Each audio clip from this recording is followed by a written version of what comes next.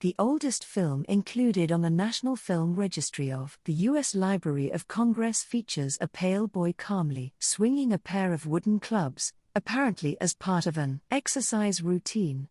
Approximately 12 seconds long, Newark Athlete was directed by the Scottish inventor and early associate of Thomas Edison, William Kennedy Laurie Dixon, in collaboration with cinematographer William Heiser at Edison's laboratory in West Orange, New Jersey, sometime in the late spring of 1891. Though the wooden clubs brandished by the Newark Athlete in this jumpy fragment are now a thing of the past, evidence of their influence can still be seen. John Quincy Adams Ward's celebrated Indian hunter sculpture, for example, first installed in New York's Central Park in 1868, was partly modeled on a bodybuilder and club devotee named Frederick Cooner, whose unusually defined physique was meant to imbue the bronze figure with mythic strength. One the so-called Indian clubs credited for this defined physique may now seem like mere novelty items, but in the 19th century they were a staple of fitness routines and a familiar sight at athletic clubs across the United States. Unlike dumbbells and medicine balls,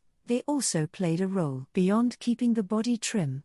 In England, suffragettes such as E. Sylvia Pankhurst carried them, along with long hatpins. In clashes with armed police, they proved particularly effective in getting police horses to abruptly sit down, dismounting the bobbies, and knocking off their helmets. The clubs swung by the Newark Athlete, however, are a short and lightweight version developed primarily to supple the limbs, not to build muscle, or knock policemen off horses. Weighing in at around 1.5 pounds, these wieldy clubs were used mainly in early gymnastics competitions and exhibitions staged by various turning societies, patriotic fitness groups that had their origins in early 19th century Germany. These societies proudly promoted a collective, firmly Protestant spirit of fitness and graceful coordination, rather than sheer individual strength, through group routines often accompanied by music.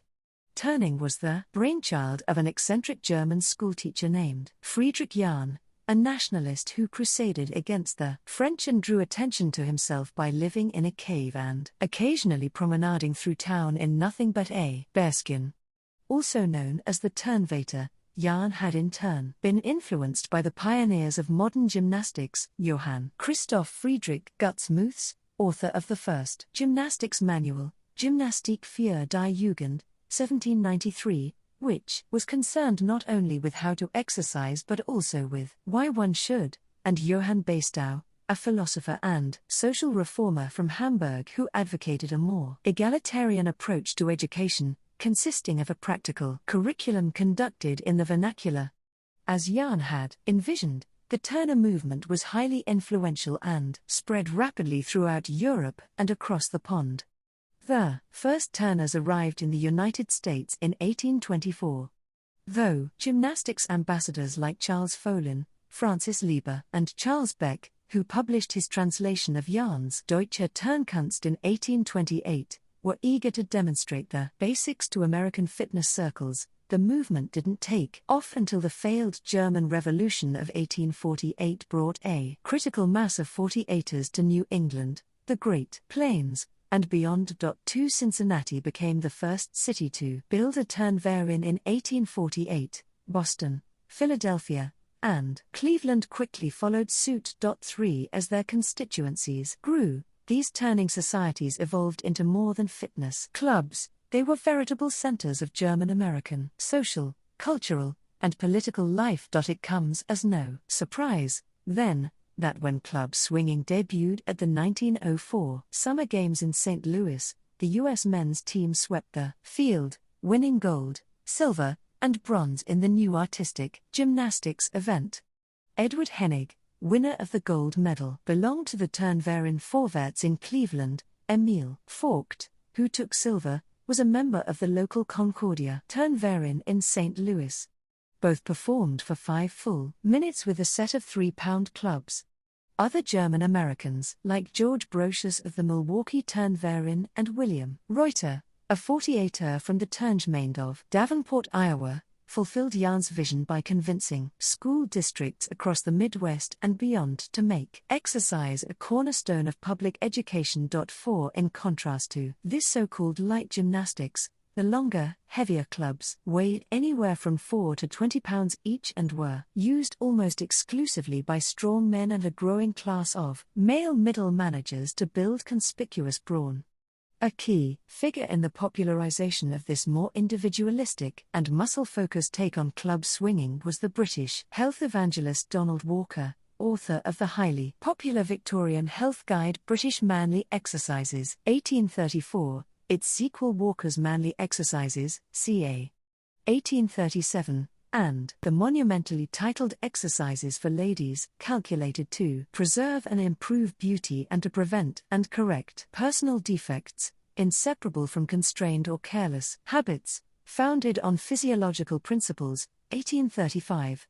Like the health exploits of Septimus Crisparkle in Dickens' The Mystery of Edwin Drood, Walker's laborious exertions in particular were intended to strengthen the human constitution, preventing illness and purifying the body without pouring drugs into the stomach, allowing one to become, as the title promised, manly. 5 Another key figure in the popularization of this particular brand of club swinging was a man going by the name of Professor Harrison, at one time considered the strongest man in England. Harrison was a well-known English professor of gymnastics whose enviable physique furnished all the ocular proof anyone needed to believe that the clubs were indeed effective. It was the witnessing in 1861 of one of Harrison's public performances with the Mammoth War Clubs which inspired an American named Sim Kehoe to go into business and put these muscle-building clubs into the hands of the average American. Though in many ways opposites, turning and bodybuilding could both be described as manifestations of the muscular Christianity movement that in part sprung from rapid urbanization. Throughout the 19th century, more and more Americans were moving to crowded cities, abandoning the agrarian rhythms and activities that had defined previous generations, and learning to share diminishing space with strangers. The tensions of this physical proximity gave birth to new forms of social interaction, as gyms and turnvereins doubled as havens for immigrants and churches for new American city dwellers. Blending religion and fitness, Thomas Hughes, the novelist whose Tom Brown at Oxford, 1859, inspired the term muscular Christianity, wrote that the least of the muscular Christians has hold of the old chivalrous and Christian belief that a man's body is given to him to be trained and brought into subjection, and then used for the protection of the weak, and the advancement of all righteous causes. 7 This vision of a project of rigorous self-training translated well to American cities in which entrepreneurialism and individualism went hand in hand, and the righteous cause of making money reigned supreme. With the high demand for affordable fitness among America's new urban populations, the time was ripe for entrepreneurs like Kehoe, the dashing young king of clubs, who featured corseted ladies and muscular athletes alongside a caricature of himself in advertisements for his line of clubs with adjustable weights. Kehoe had some experience in making and selling gymnastics equipment, and threw himself headlong into the role of strength training evangelist. For his philosophy, he borrowed the name Muscular Christianity and claimed bankers and businessmen, even generals and statesmen, among his many clients, rather than the usual denizens of sports clubs. At the conclusion of the Civil War, Kehoe sent a set of rosewood clubs and dumbbells to Ulysses S. Grant, as evidenced by a reply from the general dated April 9, 1866, reprinted, as a matter of course, in Kehoe's manual. The 1860s were a time of great enthusiasm for Indian clubs in particular and male strength training in general. These clubs act like an incantation, crowed American Educational Monthly in 1864. You cannot touch them, you cannot lift them for the simplest exercise, without causing strength to flow into every member of your body as naturally and irresistibly as water into the conduit. New systems of muscles seem to shoot out from your shoulder blades, enabling you to do, almost without effort, what you could not dream of doing before. The Olympic Club in San Francisco, founded in 1860, was home to athletes and strong men like Charles Bennett, the California Hercules, and Horace Fletcher, an Indian club enthusiast who is today remembered, if at all, as the man who chewed his way to greatness, founding a school of mastication that came to be known as Fletcherism, his patented technique of chewing your food exactly 32 times. William James immortalized him in the varieties of religious experience as that quintessentially American character, the self-assured prophet of New Thought or the religion of healthy-mindedness, and even recommended mindful eating to his brother Henry, who suffered from digestive issues. In Henry James, the mature master, Sheldon Novick calls Fletcherism 20th-century American mingling of yogic practice and Protestant optimism. Fletcher had emerged from his own health struggles convinced that people often think themselves into their graves instead of taming their minds and bodies through the application of strict discipline. 11 As he explained to a journalist, "I was once a person who thought that health and disease, misery and happiness, were all pretty much matters of chance, haphazard happenings like dice throwing in the game of life, with the dice loaded at times. Disease and pains, it seemed to me, were afflictions, perhaps punishments for sins, our own or our progenitors, but they were scattered among the children of men in the most casual way imaginable. Then there came my great awakening, my conversion or illumination, shall I say. From that time to this, I have known that everything that happened to me was my own fault, or my own reward." It may not be altogether surprising that, across the pond, one of Fletcher's most dedicated disciples was Franz Kafka, a writer obsessed with the idea that everything was his own fault, and who, when he wasn't at his desk at the Insurance Institute in Prague, subscribed to just about every popular wellness fad going, including Jürgen Peter Muller's 15-minute system and Eugene Sandow's body sculpting, attempting to transform himself into one of Max Nordau's muscular Jews in the privacy of his own room. 13 Indeed, many 19th-century health and fitness systems eagerly reproduced testimonials from ordinary merchants and bank clerks, such as Joseph K., who'd achieved stunning results. Unlike the Turner movement, which emphasized the collective, these approaches were both more personal and more atomized. Sim Kehoe's illustrated manual The Indian Club Exercises, 1866, for instance, was specifically addressed to aspiring managers whose enthusiasm for this form of mortification of the flesh was rooted in the fear of a generalized and creeping deformity, in short, that the civilized now suffered from all the hard-won benefits of civilization, becoming more sedentary and physically attenuated, and therefore less vital than their ancestors, not to mention the savages 14 to whom they so often compared themselves. Bodily strength is a concomitant of good health, wrote Walker, citing dubious anthropological studies, which is produced and supported by a regular supply of wholesome and nutritious food, and by active occupation. The industrious and well-fed middle classes of a civilized community may, therefore, be reasonably expected to surpass, in this endowment, the miserable savages, who are never well fed, and too frequently depressed by absolute want and all other privations. An impressive masculine physique was seen to demonstrate not only the virtues of a given fitness system but also the moral character of the individual. It's not clear when exactly the clubs first arrived in the United States. Nor is it clear where and when the Turnvater Jan first incorporated them into his system. Whether he adopted the clubs from a British Army manual or some other source, it seems certain that all Western club swinging derived from colonial encounters with local wrestling traditions in the East. Though Donald Walker was largely responsible for popularizing them in the English-speaking world, perhaps the first to mention them, and to christen them Indian clubs, was the American-born Swissman Peter Heinrich Clears, in the 4th edition of his elementary course of gymnastic exercises, 1825.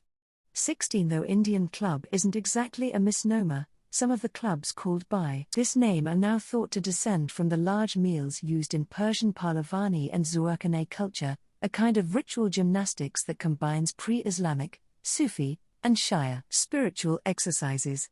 Likely arriving in the Indian subcontinent with the Mughals during the late 16th century, these traditions were possibly crossbred with local Indian grappling, Malayuddha, to create the hybrid we know as Pehlwani today.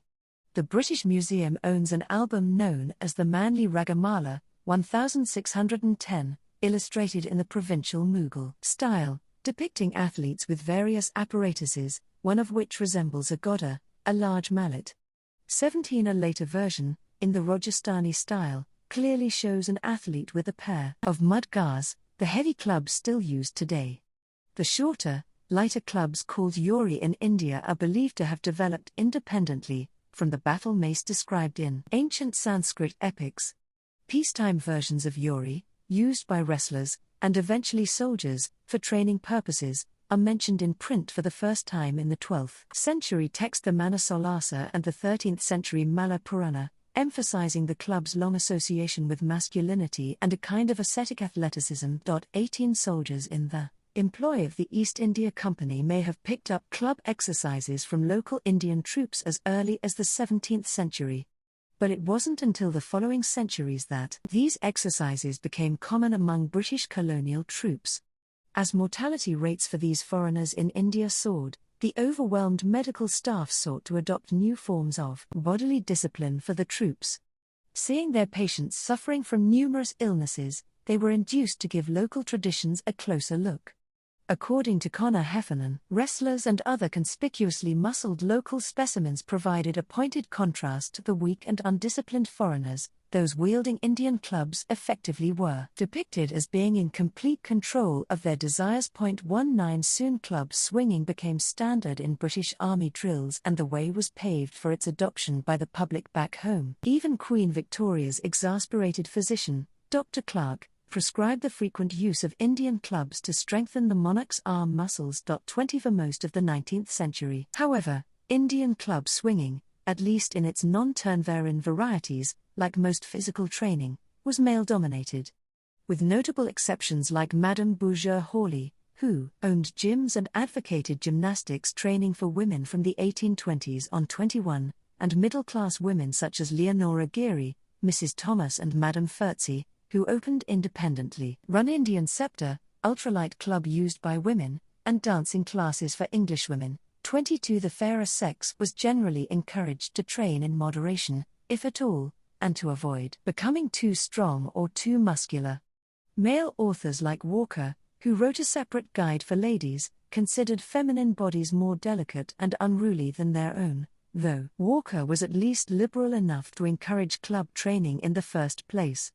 Athletes and performers who pursued physical fitness like Charmian and her trapeze disrobing act risked being turned into a sideshow attraction. 23 A photo of a lone female gymnast wielding clubs, observed by a sea of expectant male onlookers at the Sutro Baths in San Francisco, circa 1915, hints at the struggle women athletes of the time faced. As Germanophobia rose and fell and rose again with the World Wars, Indian clubs, which were, despite their Indian and British provenance, mainly associated with the Turner movement, largely disappeared from the gyms of the United States. Beginning as early as the 1890s, new team sports like volleyball and basketball siphoned off interest, while contact sports like football and hockey drew larger crowds, as well as radio and television audiences, ultimately eclipsing individual competition in popularity. The quaint world of the Newark athlete and his clubs receded further into the dusty background of the 19th century. Yet the ideas of that era would prove far more stubborn and enduring. The relationship between physical cultivation, moral virtue, and social competence, and the breathless entrepreneurialism that packages it all together, is still very much with us. The muscle display performances first popularized by Eugen Sandow, and still evident on gym ads the world over, equate muscles and mastery. In this conflation of power with simple physical strength, as Michael Anton Budd writes, there has been a push against the prevailing experience of a machine age in which the body was in some ways less exalted as a productive resource. 24 Thus, exercising and building unreasonable muscle mass, often by the wielding of Indian clubs, might also be seen as a kind of protest among the sedentary classes, clerks and secretaries disenchanted with their abstract, time-consuming work and nostalgic for the ostensibly more meaningful, slower-paced labor of their parents and grandparents. While we haven't seen a widespread return of Indian clubs specifically, similar resistance training techniques, such as those using Russian kettlebells, are enjoying a popular resurgence. And it seems that among today's sedentary classes, exercise that can be practiced alone in the privacy of one's own home, as club swinging was in the 19th century, is more popular than ever. These lines from an article in the Atlantic Monthly of May 1859 could have been ripped from a modern-day Peloton ad. But how shall I find time to follow out even one of these exercises? Objects the victim of American social life. It is true, he cannot. We live so fast that we have no time to live. Nevertheless, gymnastics have one advantage adapted to our hurried habits. They afford the most exercise in the shortest time. In no other way, so easily accessible, can as much powerful motion be used in so brief a space. Until this conception of the body is itself superseded by biohacking or cyborgism, resistance training and patented fitness routines will remain. Gymnastic pemmican, 26 and no gain, will accrue without pain.